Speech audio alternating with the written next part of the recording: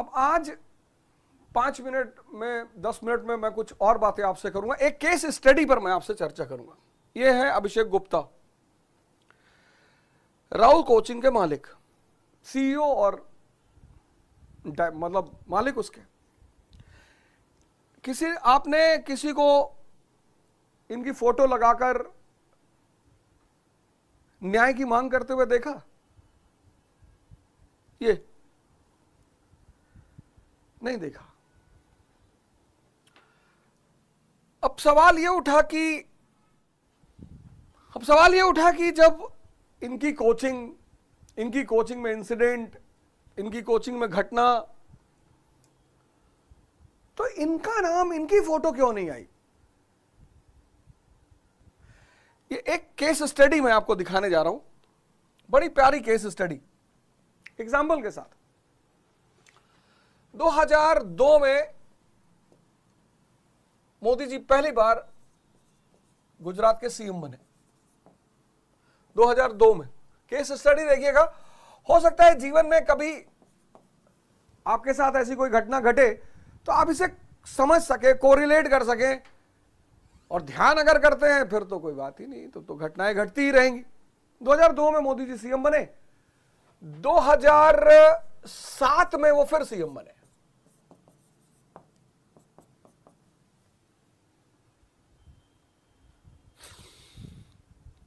दो 2012 तो उनके लिए बड़ा क्रूशियल रहा, बहुत क्रूशियल, बड़ा इंपॉर्टेंट ईयर है उनके लिए 2012, तीसरी बार। लेकिन जब ये सीएम बने, इससे पहले, सीएम बनने से पहले एक राष्ट्रीय नेता के रूप में इनका नाम लिया जाने लगा। मुकेश अंबानी जी ने इनका नाम लिया कि मोदी जी भारत के एक अच्छे प्रधानमंत्री हो सकते हैं। कहीं ना कहीं सुगबुगाहट होने लगी कि मोदी जी केंद्रीय नेतृत्व कर सकते हैं भाजपा का, और गुजरात में तो जलवा, Gujarat model, Gujarat model, Gujarat model. केंद्र में उस वक्त कांग्रेस का शासन था। अब केस स्टडी को सुनिएगा। केंद्र में उस वक्त कांग्रेस का शासन था। 2012 का इलेक्शन हुआ। 13 दिसंबर को पहले राउंड की वोटिंग हुई। 16 दिसंबर को एक बड़ी विभत्स घटना घटी, निर्भया। बड़ी विभत्स घटना, बहुत विभत्स, निर्भया। और पहले राउंड की वोटिंग में स्पष्ट हो गया कि भाजपा फिर से आ रही है, और स्पष्ट बहुमत और प्रचंड बहुमत से आ रही है। अब खेल देखिएगा। 13 दिसंबर को पहली राउंड की वोटिंग हुई, 16 दिसंबर को निर्भया कांड हो गया, और सूचना मिल गई कि साहब प्रचंड। 17 दिसंबर को दूसरे राउंड की वोटिंग हुई, और 20 दिसंबर को काउंटिंग, और 22 दिसंबर को मोदी जी ने फिर शपथ ले ली। लेकिन यह घटना, ये आप कहोगे यार इन सब चीजों से इस घटना का क्या संबंध है? बहुत बड़ा संबंध है। ऐसे बहुत सारी घटनाएं इस देश में हुई, उनको कभी पब्लिसिटी नहीं मिली। नोएडा का एक बहुत बड़ा घटना है, बहुत बड़ी। कोहली और पंढेर, मालिक और नौकर ने मिलकर बच्चों के साथ बलात्कार किया, उनका अंग काट काट के खा लिया। ऐसी न जाने कितनी कितनी घटनाएं घटी। अब देखो, ये केस बड़ा प्यारा है। 16 दिसंबर को घटना घटी, स्पष्ट हो गया कि मोदी जी बहुत प्रचंड बहुमत से आ रहे हैं तीसरी बार, और राष्ट्रीय नेतृत्व की इनकी चर्चा हो रही। इस घटना को इंटरनेशनल घटना के रूप में प्रेजेंट कर दिया गया। ये जो अचीवमेंट थी मोदी जी की, उसको सारी मीडिया हाउसेस ने छोटी सी बता दी। जो चारे तरफ चैनलों पे मोदी मोदी मोदी मोदी मोदी, वो सब निर्भया निर्भया निर्भया निर्भया निर्भया। इसको कहते हैं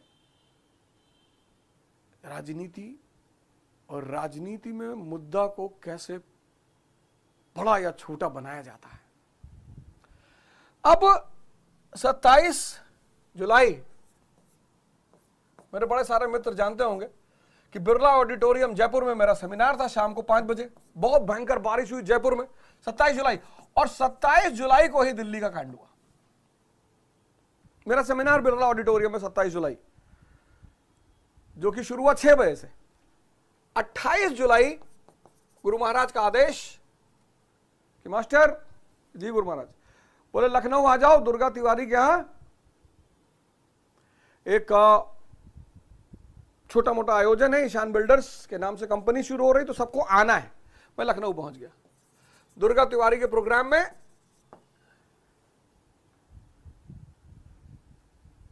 28 जुलाई यहां सब कुछ चल रहा है। 29 जुलाई को मैं ट्रेंड करने लगा। तो यहां हूं नहीं, मैं ट्रेंड करने लगा और एक दो टीचर ट्रेंड करने लगे और जबरदस्त ट्रेंड करने लगे। अब सवाल यह उठा कि ये जो अभिषेक गुप्ता राव आईएएस के मालिक हैं, इनका नाम क्यों नहीं लिया गया? इनके फोटो, इनका नाम, इनकी कोचिंग, ऐसा क्यों नहीं हुआ? क्योंकि अभिषेक गुप्ता तो सीधे सीधे एक बात कह देते कि भैया ये जो पानी जाम हुआ ये मैंने थोड़ी कराया। अभिषेक गुप्ता तो सीधे सीधे कह देते, और अभिषेक गुप्ता को इतना बड़ा नाम नहीं था, पैसा है इनके पास लेकिन इतना बड़ा नाम नहीं था कि इनको आगे करके अगर इनको दोषी बनाया भी जाए तो कोई इंटरेस्टेड ही नहीं होगा। भाई शाहरुख खान का लड़का पकड़ा जाएगा तब तो सब मीडिया भागेगी, सब लोग भागेंगे। रिक्शे वाले का लड़का पकड़ा गया तो कौन पता करेगा, पकड़ा गया होगा, डिजर्व करता है पकड़ा जाना। और ये सीधे दोष इनके ऊपर आता नहीं, कहते साहब हमने थोड़ी पानी जमा किया था, हमने वहां पानी नहीं जमा किया, कोई हमने रोड पे पानी जमा किया साहब। साहब गाड़ी बगल से निकली, उसका फ्लो बढ़ा और वो एग्जॉस्ट टूटा, तो इन पर हमला करने से कोई फायदा नहीं होता। अब दोषी कौन होता? एमसीडी। अब दोषी कौन होता? यहां का एमएलए मिस्टर दुर्गेश पाठक। अब दोषी कौन होता? यहां का पार्षद। अब टोटल दोषी कौन होता? आप। भाई अभिषेक गुप्ता पे हमला करने से कोई फायदा नहीं, वो तो आ जाएंगे बाहर अपनी बात पे। फिर दोषी होता कौन? एमसीडी होता, क्योंकि ड्रेन पानी क्लियर कराना इनका काम है, उस पर नजर रखना इन लोग का काम है, और इन सब पे नजर रखा पार्टी का काम है। और 6 महीने बाद विधानसभा का चुनाव है, दिल्ली विधानसभा का चुनाव है।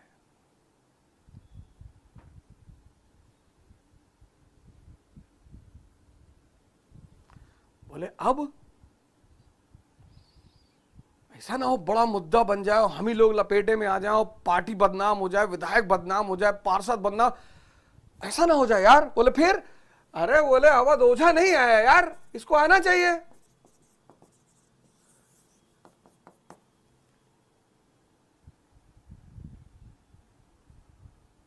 बोले अवध ओझा कहां है? इनसे कोई सवाल ही, इन पे कोई बात ही नहीं है। अवध ओझा ना, अवध ओझा की कोचिंग ना, अवध ओझा की जिम्मेदारी नाला साफ करवाना, ना अवध ओझा की जिम्मेदारी, अवध ओझा है ही नहीं सीन पे। अवध ओझा कहीं सीन पे नहीं। अगर ये जो इंफॉर्मेशन मैं आपको दे रहा हूं ना 27 जुलाई 28 जुलाई, अगर इसमें से कोई भी इंफॉर्मेशन गलत निकल जाए मैं पढ़ाना छोड़ दूंगा, मैं पढ़ाना ही छोड़ दूंगा। इनमें से कोई इंफॉर्मेशन अगर गलत निकल जाए फिर मैं नहीं पढ़ाऊंगा।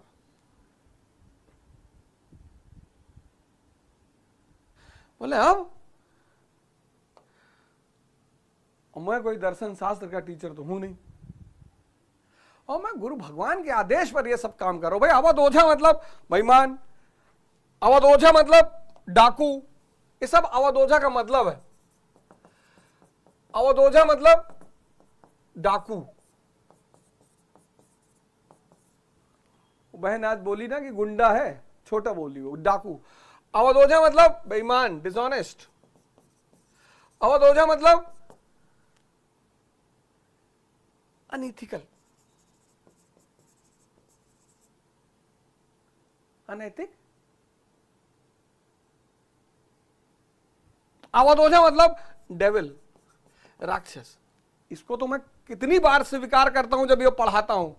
पहला शो में एक तरफ अंगुलीमाल, दूसरी तरफ अवध ओझा, ये सब अवध ओझा। लेकिन यहां अवध ओझा की कौन सी गलती बाबूजी? चलो एक पॉइंट मैं मान लेता हूं कि भाई लड़के मेरा इंतजार कर रहे थे, मैं हूं तब तो, मैं तो डेली ऑफिस जाता हूं, बैठता हूं, 50 लड़के मुझसे अब मिलने आते हैं। और सबसे बड़ी बात यह है कि सब आईएएस के एस्पिरेंट हैं। उन आईएएस एस्पिरेंटों को यह नहीं पता चला, यही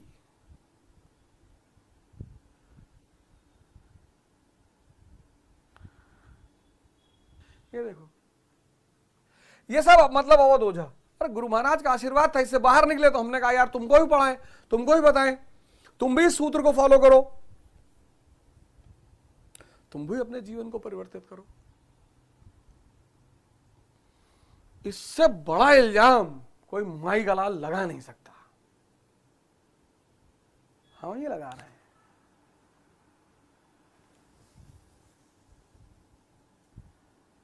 अब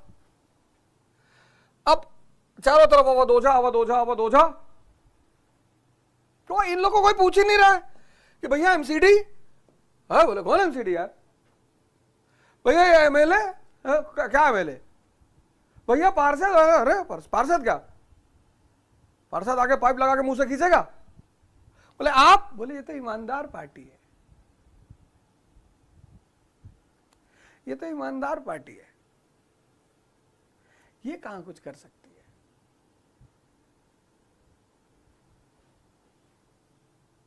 खैर, ये केस स्टडी मैंने कहा ये कोई नई बात नहीं, सभी करते हैं।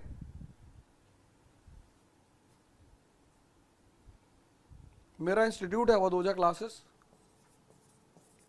आप सबको मैं, बैच बनने का टाइम है, अभिभावक पेरेंट्स को मैं आमंत्रित करता हूं। पेरेंट्स, मैं एक प्रोग्राम चला रहा हूं, नो कॉन्फिडेंस नो फीस। नारा सुन लीजिएगा, ये नहीं कि no selection no fees, selection तो हमारे हाथ में है ही नहीं। और अगर दिल्ली में कोई कोचिंग गारंटी ले कि हम सिलेक्शन करवाते हैं तो भैया उसको 20,000 फीस ज्यादा देके वहां एडमिशन लेना, और फिर तो उसको छोड़ना ही मत। No confidence no fees. ये पेरेंट्स को मैं कह रहा हूं, अगर आप चाहते हैं कि आपका पैसा, आपका बच्चे का समय, ये सब ना बर्बाद हो, और जहां तक रहे सवाल आपके बच्चे की सुरक्षा की, इस हफ्ते भगत सिंह एसोसिएशन रजिस्टर्ड हो जाएगी।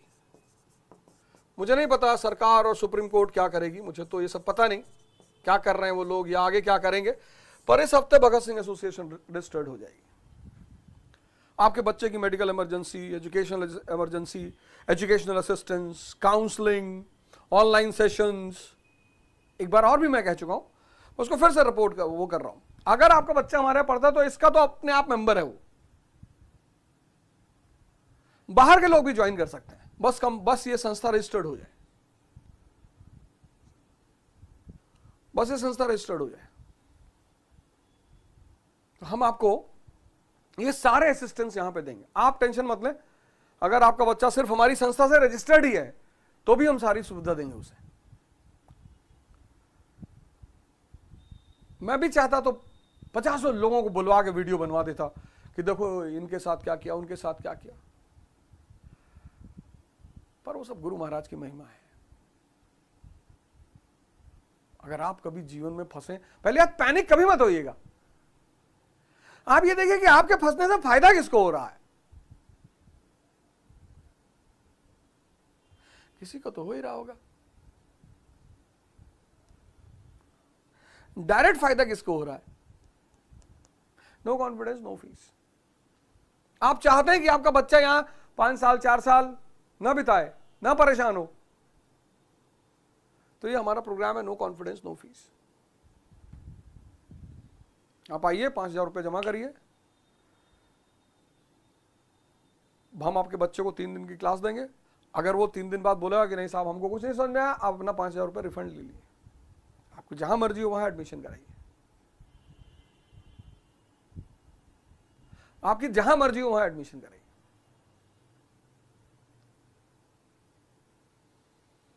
बस इतनी ही बातें कहनी थी, सफाई तो कोई देना नहीं, एक केस स्टडी बतानी थी, बस इतनी ही बातें करनी थी।